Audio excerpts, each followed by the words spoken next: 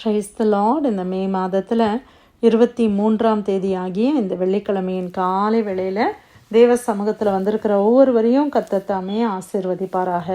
இந்த நாளிலும் நம்ம தியானிக்கிற தேவனுடைய வார்த்தை நம்முடைய பரிசுத்த வேதாகமத்தில் எரேமியா தீர்க்கதரிசியின் புஸ்தகம் 2ஆம் அதிகாரம் 13வது வசனம். The book of Jeremiah chapter 2 verse 13. என் ஜனங்கள் 2 தீமைகளை செய்தார்கள். ஜீவ தண்ணீர் ஊற்றாகிய எண்ணெய் விட்டுவிட்டார்கள். தண்ணீர் நிற்காத தொட்டிகளாகிய வெடிப்புள்ள தொட்டிகளை தங்களுக்கு வெட்டி கொண்டார்கள். அல்லேலூயா.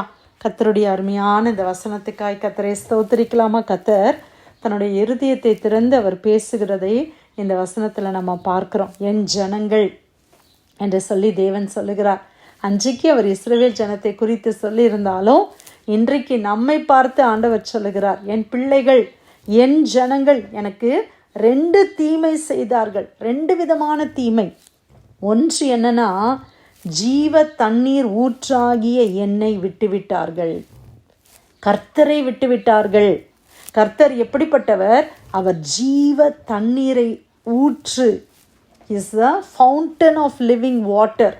ஜீவனுள்ள தண்ணீருனுடைய ஊற்று தான் ஆண்டவராகிய இயேசு கிறிஸ்து. ஆனால் அந்த கிறிஸ்துவை விட்டுவிட்டோம். இன்னொரு தீமை நம்ம என்ன செய்தோம்னா, தண்ணீர் நிற்காத தொட்டிகளாகிய வெடிப்புள்ள தொட்டிகளை தங்களுக்கு வெட்டி கொண்டார்கள். தண்ணீரே நிற்காத வெடிப்புள்ள தொட்டியை நம்ம வெட்டி கொள்ளுகிறோம் அப்படின்னு ஆண்டவர் சொல்லுகிறார். இன்னைக்கு கர்த்தரை விட்டு நம்ம அநேக காரியங்களுக்கு நம்ம முக்கியத்துவம் கொடுக்குறோம். இன்றைக்கி நம்மளுக்கு 24 மணி நேரம் இருக்குது ஒரு நாளில். இதில் நம்ம எத்தனை மணி நேரம் கர்த்தரோடு கூட இருக்கிறோம், எத்தனை மணி நேரம் உலகத்துக்கும் மற்ற காரியங்களுக்கும் நம்ம டைம் கொடுக்குறோம் அப்படின்னாலே இந்த வசனத்தை நம்ம அண்டர்ஸ்டாண்ட் பண்ணிக்கொள்ளுகிறோம். சில நேரத்தில் நம்ம ரொம்ப பிஸி, ரொம்ப டூ பிஸி. நம்மளால் ப்ரே பண்ணுறதுக்கு டைம் இல்லை, பைபிள் வாசிக்க டைம் இல்லை, ஆண்டவரோடு கூட கொஞ்ச நேரம் உட்கார்றதுக்கு நமக்கு நேரம் இல்லை. நம்ம எல்லாம் அங்கேயும் இங்கேயும் ஓடி அதை பண்ணி இதை பண்ணணும், இதை ஃபினிஷ் பண்ணணும், அதை ஃபினிஷ் பண்ணணும், இந்த வீக்குக்குள்ளே இதை முடிக்கணும், அதை முடிக்கணும்னு சொல்லி நம்ம வேலைக்கு முக்கியத்துவம் கொடுக்குறோம், குடும்பத்துக்கு முக்கியத்துவம் கொடுக்குறோம், சமையலுக்கு முக்கியத்துவம் கொடுக்குறோம், கிளீனிங்க்கு முக்கியத்துவம் கொடுக்குறோம், பிள்ளைகளுக்கு முக்கியத்துவம் கொடுக்குறோம். அதே தான் ஆண்டவர் சொல்கிறாரு, வெடிப்புள்ள தொட்டிகளை அவர்கள் என்ன செய்து கொண்டார்களாம்? அவர்கள் வெட்டி கொண்டார்கள். அது தண்ணீரே நிற்காத தொட்டி. அது உன்னை சாட்டிஸ்ஃபை பண்ணாது மகளே என்று கர்த்தர் சொல்லுகிறார். உலகத்துக்கு பின்னால் நீ ஓடுகிறாய், உன் வேலை வேலை என்று நீ ஓடுகிறாயே, அது உன்னை சாட்டிஸ்ஃபை பண்ணாது அப்படின்னு ஆண்டவர் சொல்கிறார். பிரியமானவர்களே, நான் ஒரு ஃபியூ டேஸ் பேக்கில் ஒரு சகோதரி சொன்ன ஒரு காரியம், அவர்களுடைய கணவர் டே அண்ட் நைட் ஒரு கம்பெனிக்காக அப்படி வேலை பார்ப்பார்.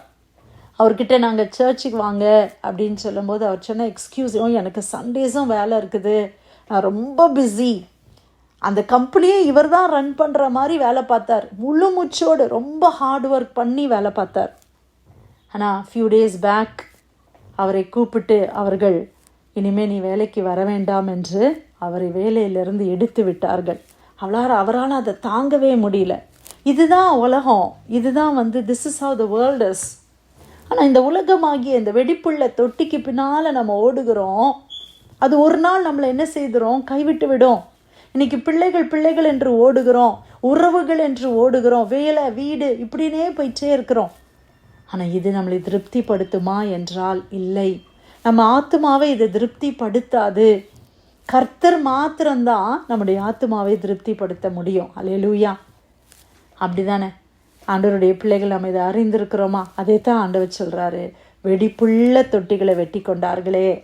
இன்றைக்கி ஒரு பாட்டில், நம்ம வெடிப்புள்ள தொட்டியை கூட விட்டுருங்களேன், ஒரு பாட்டில் இருக்குது வாட்டர், அதில் ஒரு சின்ன ஹோல் இருக்குது.